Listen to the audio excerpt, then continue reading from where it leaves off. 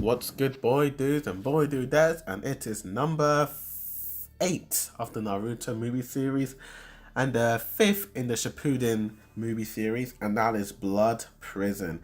And this is a 2011 Japanese animated film. And what is the movie about? Naruto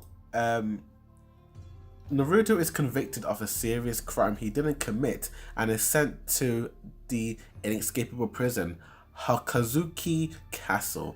The warden, Miui, quickly seals away Naruto's chakra to prevent him from rebelling.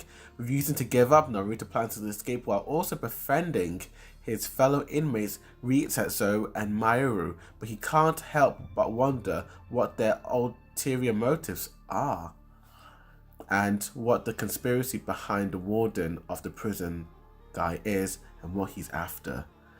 Now, this movie I remember watching during the Shippuden series. I think I watched it sometime before Madara declared war against the 5 Shinobi Wars, and this is when around about that time this movie came out. It happened just before Naruto. Basically, it happened just before Naruto went into the on that long boat arc, I think.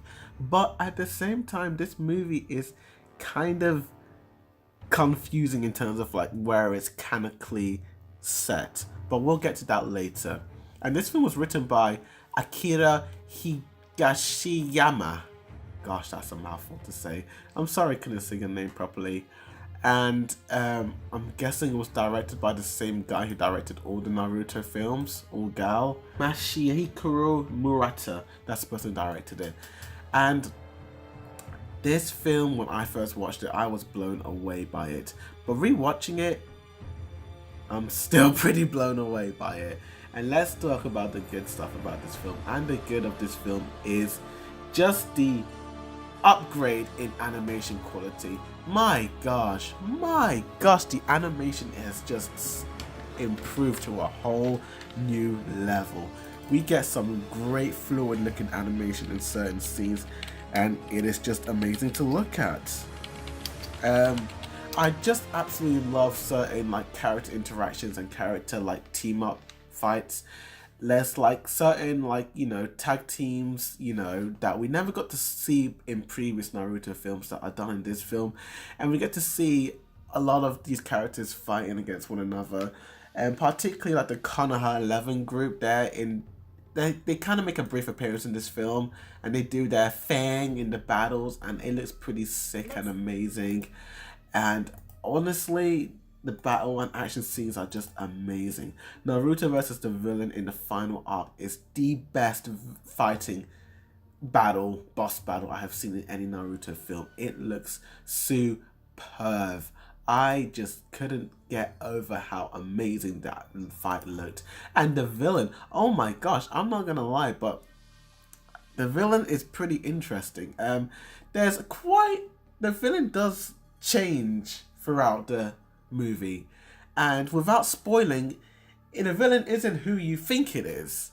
But anyway, before the who you think it is villain, we've got this Miuru guy, and basically this guy, he is after Naruto's chakra because he wants to open this box of paradise to awaken this ultimate power, and he sacrificed someone very close to him in order to get that power. And this dude is a douchebag. I mean, he betrayed his land. He betrayed his homeland. He sacrificed the person who was closest to him the most just so he can get power. Was just unforgivable. Miuri is just a sick villain. But there's a twist, and that's all I'm gonna say. Miuri is possibly one of the best villains in the Naruto movie series because of this twist that happens. And if I go into the twist, I think we'll be spoiling, and I'm just gonna let you watch it, and it's just very unexpected. And I just loved that unexpected direction the movie was going, and I was like, oh my gosh, is it really going in this direction? And it just became super dark all of a sudden, and it was just whoa. And obviously, but with Miri, there's another, villain, and I think you probably see him in the trailer, and it's this like big demon beast thing. And I'm not going to talk too much about this beast, but this beast that Naruto has to fight is one of the most freakishly looking beast thing I have ever seen in my life. I mean, what the flip is that beast all about? Oh my gosh. That beast looks freaky. It's like Ryuk from the Death Note series combined with God knows what that is. An eagle? A bouncy ball thing? It looks weird. Look at that design. It looks like a monkey bouncy ball eagle Ryuk demon monster thing. It's the freakiest villain ever, but Naruto's fight against him was just flipping amazing, and it was fast and it was action packed, and I was so embroiled in it. And you have the Konoha 11 group also tag teaming with Naruto in this, and it's just so great. We're seeing like Lee, Neji, Tsunade, Sakura, like all these like characters, and even characters we haven't seen that much, like all these like combo attacks. They're just so great, and I thought it was really sick. And Naruto with his frog guy Gamuchuku Gambabunta, I think that's what it's called, the frog sage that he releases. I thought that was just pretty sick. I thought it was amazing. Also, the soundtrack is also really nice. It's very movie-like. It's very dramatic. Some orchestral scenes are great. I think it's done amazingly.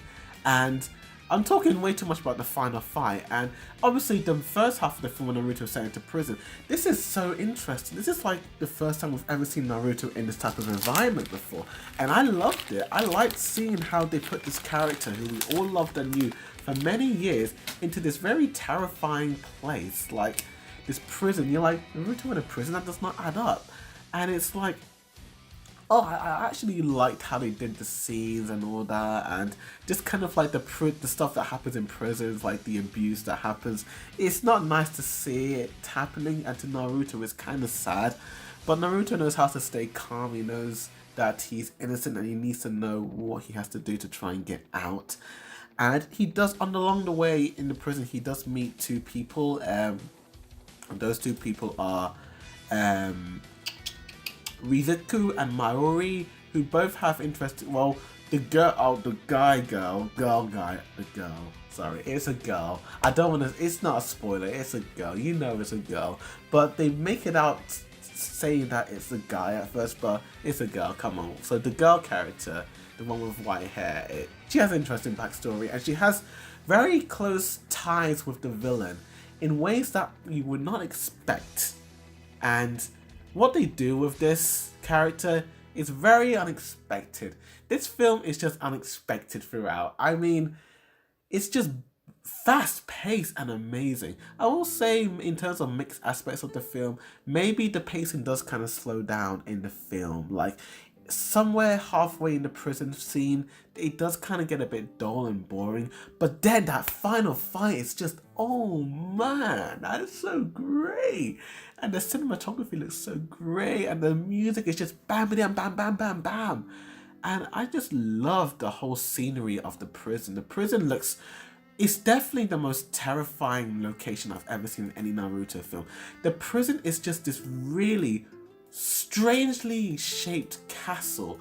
It's got these traditional, like, you know, Japanese buildings, but a lot of angular shapes, a lot of spikes, and it makes you feel uncomfortable. And there's a lot of like red in it, and it's very, I don't know, I've noticed there's a lot of red in this movie, from Naruto's cursed mark on his stomach to just blood. It's just, this movie's got a lot of red, and it does symbolize it. I mean, red is a big part of this film, and yeah, red does come into play towards the end, and I'm not going to spoil too much, but yeah, red, the color red is used a lot in this movie, and it's not by accident. It is definitely on purpose. The director definitely did this on purpose. He wanted red to symbolize what was going to happen to certain characters towards the end and where the story was going. This movie was just unexpectedly amazing, and it didn't have to be amazing. It was very violent at times, very hard to watch, and this in my opinion is definitely the darkest Naruto movie. And yeah, I'm saying it is the darkest Naruto film. I mean, of all the Naruto films that I've watched and the Naruto films that are going to come after this film, this is definitely the bleakest Naruto film.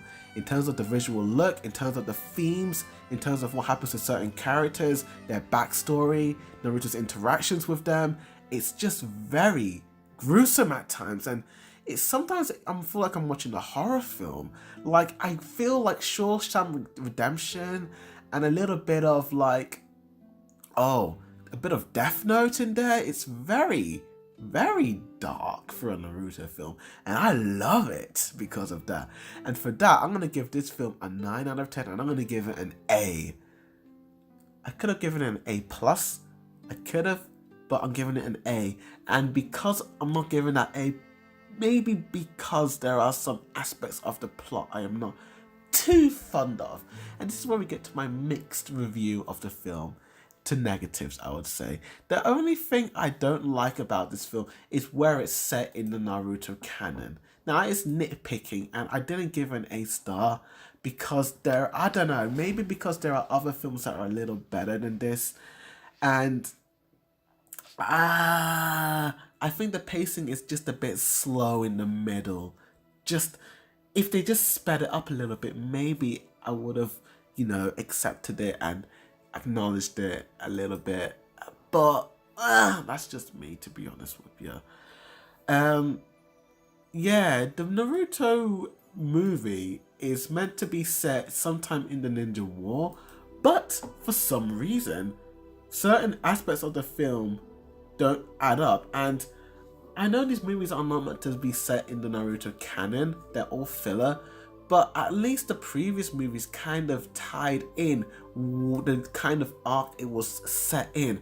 This movie is kind of confusing because Naruto knows who Killer Bee is. However, this is way before Madara declared the 4th Great Ninja War. This is before he went onto the boat. So how does he know Bee? And there is no mention is made at all to the 4th Ninja War. And yeah, Killer Bee and Naruto's interactions was because of the war. So why does he know him? And it's weird, actually. It's strange. And I will say, people have said online that there are certain animation errors, like particularly the forehead protectors worn by Muku and Rizuku is shown incorrectly with 4 grass symbols. And that's just little nitpicks, to be honest with you. But honestly, I barely noticed that and I didn't really care. I know these movies are filler, but I just watched it for the movie and I love this film. I thought where it was going was just amazing. Amazing, amazing, amazing. And thank you for watching this review. Please like and share this video and comment down below and tell me what movie should I review next. Did you like this film? Because I bloody loved it. With that said, thank you for watching. As always, Boydo signing out.